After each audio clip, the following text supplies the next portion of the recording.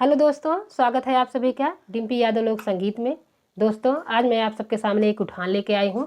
अगर मेरा उठान दोस्तों आप सबको पसंद आए तो मेरे चैनल को लाइक, सब्सक्राइब और शेयर कीजिए। चलिए दोस्तों, शुरू करते हैं।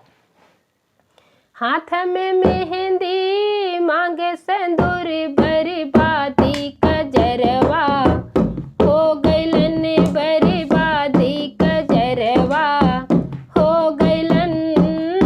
हाथ में मेहंदी मांगे सिंदूर बर्बादी कजरवा हो गइलन, बर्बादी कजरवा हो गइलन।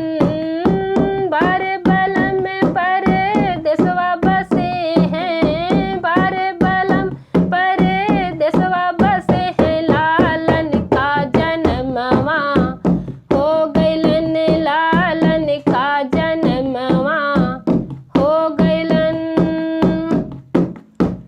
सासु आई चरुआ चढ़न को, सासु आई चरुआ चढ़न को, चुनरी